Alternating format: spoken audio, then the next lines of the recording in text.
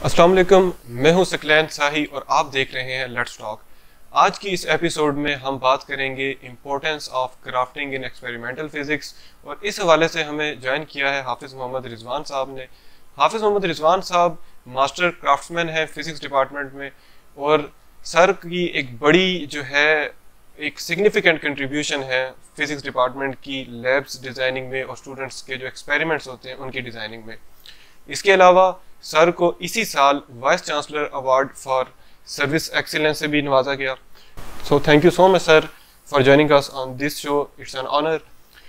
और क्राफ्टिंग के ऊपर बात करने से पहले मैं एक मुख्तसर सा पस मंज़र अपनी ऑडियंस के लिए क्राफ्टिंग के हवाले से पेश करता हूँ, उसके बाद हम आपका टेक लेंगे। तो कोई भी जो साइंटिस्ट है या फिजिस्ट है उसकी जो एक साइंटिफिक थॉट है उसको प्रैक्टिकल डिमॉन्स्ट्रेशन में ट्रांसलेट करने के लिए क्राफ्टिंग का बड़ा एक अहम रोल होता है। तो इस हवाले से लम्स में फिजिक्स डिपार्टमेंट में जो जिम्मेदारी है वो सर के हिस्से में आती है। तो सर मेरा क्वेश्चन आपसे ये है कि जो ये इतना बड़ा और जो मुश्किल काम है क्राफ्टिंग वाला, ये आप किस तरह से सर अंजाम देते हैं और कुछ हमें थोड़ी सी एग्जांपल्स भी बताएं कि कौन कौन से एक्सपेरिमेंट्स हैं जो आपने अभी तक डिज़ाइन किए हैं। जी बहुत शुक्रिया जी सकलैन साही साहब, आज आपने लेट्स टॉक में इस एपिसोड में क्राफ्टिंग का एक सेशन रखा। तो जैसा कि आपने सवाल किया क्राफ्टिंग के हवाले से, तो क्राफ्टिंग में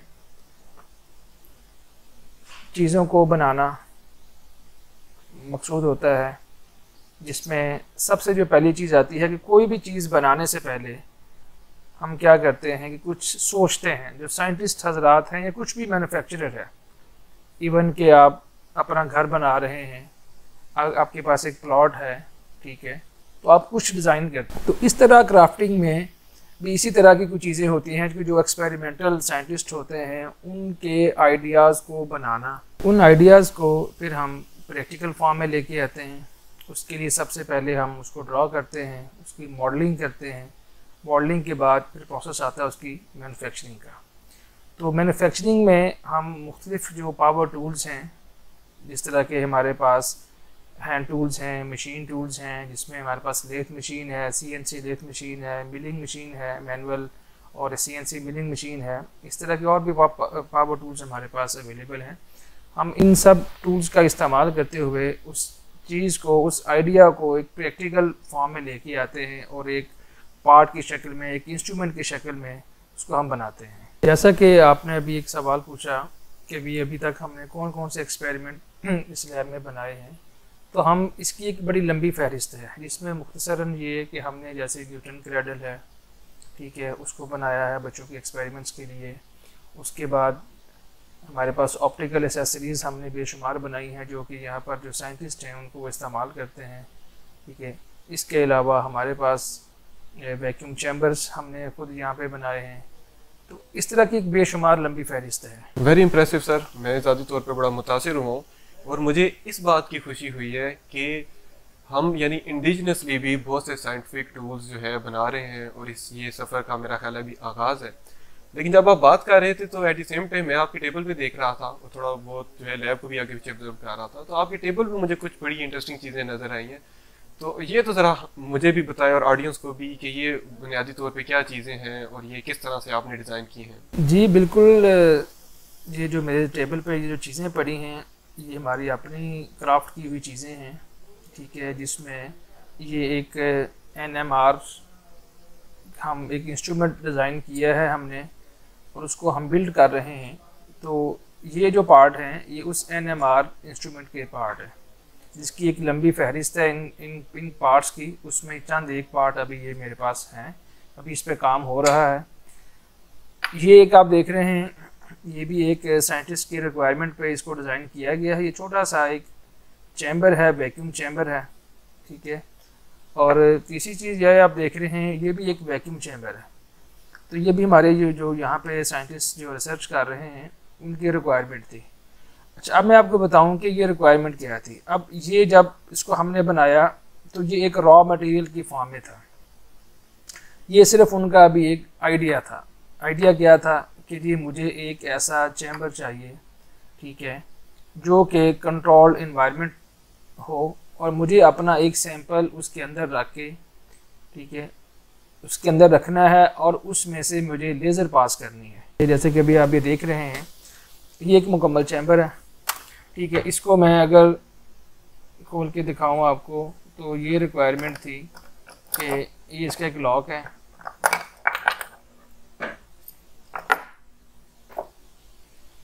और इसके अंदर एक सैंपल आना था।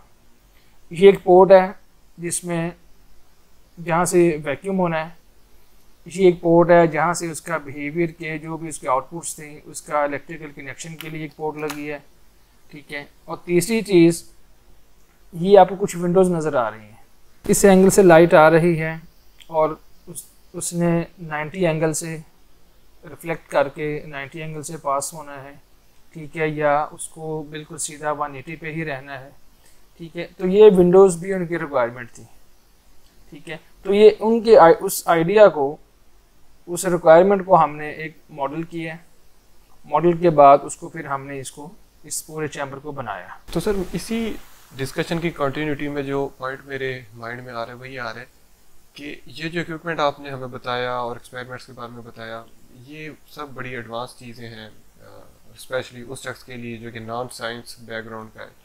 तो हमारे माशरे में एक तासुर ये भी एग्जिस्ट करता है कि साइंस जो है उसकी रेलिवेंस लैब की चार दीवारी तक है, या इसको दूसरे अल्फाज में मैं कहूँ तो यूँ कह सकता हूँ कि आम आदमी का ताल्लुक साइंस से शायद बहुत कम है।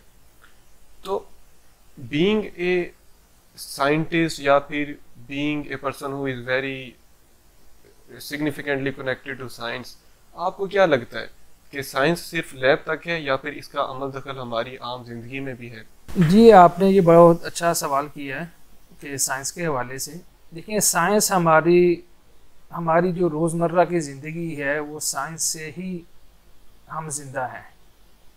हमारा कहीं भी ज़रूरियात ज़िंदगी में भी हमारी साइंस इन्वॉल्व है, ठीक है, और हम साइंस के साथ हैं और साइंस हमारे साथ है। मिसाल के तौर पर आप एक बहुत ही सादा चीज़ में चले जाते हैं कि बहुत ही, अगर हम किसी को कहते हैं कि जी कि ये बिल्कुल अनपढ़ बंदा है, इसने नहीं कोई स्कूल नहीं गया, नहीं देखा, तो वो भी कम से कम एक सब्जेक्ट तो पढ़ रहा होता है जिसको इस्तेमाल कर रहा होता है, और वो सब्जेक्ट क्या है, वो क्या है, मैथ। ये सारा दिन अगर वो कोई बिज़नेस कर रहा है, कोई काम कर रहा है, ठीक है, तो वो कुछ पैसों का लेन देन कर रहा है, उसमें भी काउंटिंग आ रही है, ठीक है। कभी वो उन्हीं पैसों से जब हिसाब करता है तो वो कुछ चीज़ों को माइनस कर रहा होता है। या इसकी दूसरी एक एग्जांपल ले लें कि अगर हम कोई भी बंदा, एक आम आदमी पेट्रोल पंप पे जाता है, वो पेट्रोल डलवाता है, ठीक है, वो उसकी प्राइस के मुताबिक उसको 1 लीटर के हिसाब से पैसे अदा करता है, ठीक है। फिर उसको ये भी पता होता है कि उसकी गाड़ी, उसकी मोटरसाइकिल जो है वो 1 लीटर में कितना कंज्यूम करेगी पेट्रोल को। उसे वैसे आमतौर पर पूछ लिया जाए तो वो यही बता देता है कि मेरी मोटरसाइकिल जो है वो 40 किलोमीटर या 50-70 किलोमीटर, गाड़ी की एवरेज भी वो बता देता है। तो ये देखिए, ये सारे साइंस की एक सब्जेक्ट्स हैं, ठीक है। अब इनके साथ बेजाक उसने साइंस नहीं पढ़ी हुई, लेकिन वो साइंस से रिलेट ज़रूर कर रहा है, ठीक है।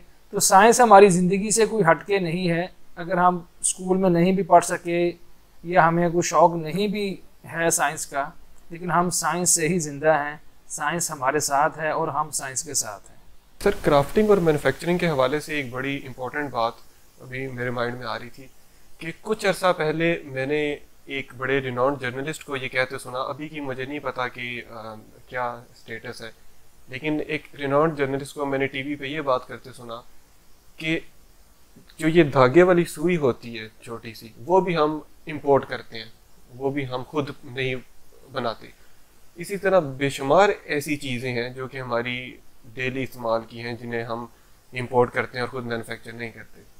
तो आपका क्राफ्टिंग और मैन्युफैक्चरिंग के साथ बड़ा गहरा ताल्लुक है, तो आप यानी हमारी ऑडियंस को बताएं, क्योंकि हमारी इस शो का ना मकसद सिर्फ इंफॉर्मेशन देना नहीं है, बल्कि लोगों को थोड़ा मोटिवेट, इंस्पायर और एक डायरेक्शन देना भी है। तो और क्योंकि इसमें एक और चीज़ भी बड़ी इंपॉर्टेंट है कि लोकल लेवल पे भी आपने देखा होगा कि लोगों के पास स्किल और सलाहियत है। बहुत से लोग विदाउट ट्रेनिंग, विदाउट डिप्लोमा भी इलेक्ट्रीशियन भी बन जाते हैं, प्लम्बर भी बन जाते हैं, वो बड़े ज़बरदस्त काम भी सीख जाते हैं। तो इस सारी चीज़ों को क्राफ्टिंग मैन्युफैक्चरिंग डेली लाइफ के पर्सपेक्टिव में किस तरह से डायरेक्शन दी जा सकती है कि हम एज ए नेशन इसमें मैन्युफैक्चरिंग की तरफ जाएं? जी, ये चीज़ें स्किल्ड बेस्ड चीज़ें हैं, ये करने से ही यकीनन बंदे को आती हैं। इसमें थोड़ी सी में एक हदीस कुदसी है कि अल कासिबु हबीबुल्लाह, कि हाथ से काम करने वाला अल्लाह का दोस्त है।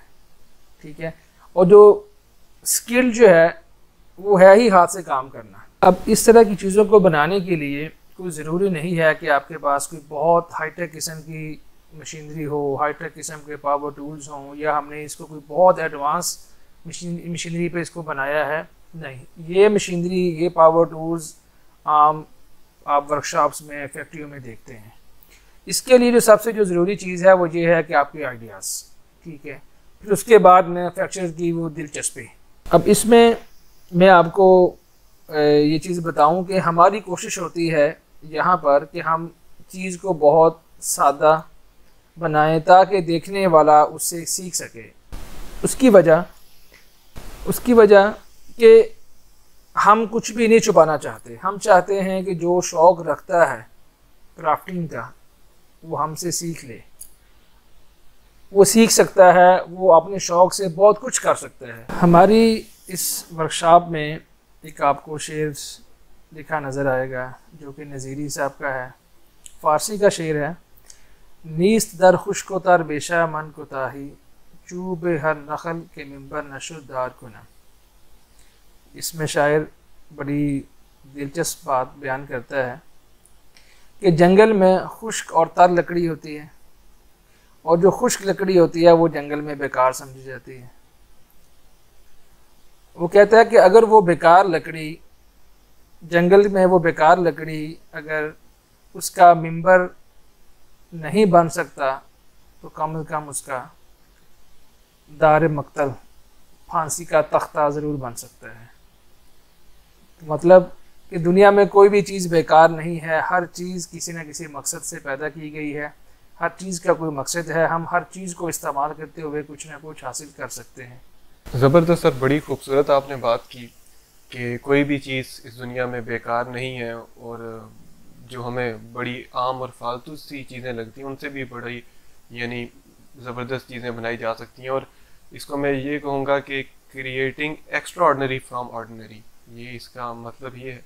और इसके साथ मेरा ख्याल है कि अगर इसी क्राफ्टिंग को यानी ऑर्डनरी चीज़ों से एक्स्ट्रा ऑर्डनरी बनाने वाला जो अमल है, इसके साथ साथ जो हमारे देखने वाले हैं और जिनमें ये स्किल है, शौक़ है, वो एक थोड़ी सी पहले मार्केट थोड़ी सी रिसर्च करें कि उनकी लोकेलिटी में लोगों को किस किस्म की चीज़ों की ज़रूरत है। फॉर एग्ज़ाम्पल आपकी जगहों पे हो सकता है कि फर्नीचर जो है लोकली प्रोड्यूस ना होता हो सकता है कि प्लास्टिक की जो है चीज़ें लोकली प्रोड्यूस ना होती हों। तो आप अपने स्किल और शौक़ को इस्तेमाल करके मार्केट की नीड को भी देखें, तो आपका शौक़ फिर आपका ज़रिया माश भी बन जाएगा। तो इस सीरीज़ का मकसद है कि आपको मोटिवेट करना, इंस्पायर करना। और इसी वाले से एक और आइडिया भी मेरे जहन में है, और वो आइडिया कम बल्कि रिक्वेस्ट ज़्यादा है कि मैं सर की अवेलेबिलिटी के अकॉर्डिंगली मैं सर को ज़हमत देता रहूँगा कि जो नॉलेज और स्किल सर के पास है वो भी हमें सिखाएं। जिस तरह के डिफरेंट किस्म के पावर टूल्स हैं या डिफरेंट किस्म की मशीन जो कि लोकली अवेलेबल हैं या वर्कशॉप्स में, उनको किस तरह से इस्तेमाल किया जाता है, छोटे ट्यूटोरियल्स की फॉर्म में, तो बड़ा कुछ है जिससे हम लोगों को सिखा सकते हैं। और यकीनन ये एक फिर एक सदका जारिया होगा। कोई भी शख्स एक हुनर सीख के अगर कमाने लग पड़े तो वो जो है उसका सवाब किसी न किसी सूरत हमें भी मिलता रहेगा। तो जी, आज का एपिसोड इसी पॉइंट पे हम इख्तिताम करते हैं। इंशाल्लाह मिलेंगे जल्द एक नए एपिसोड में। हमें इजाज़त दीजिए। अल्लाह हाफ़िज़।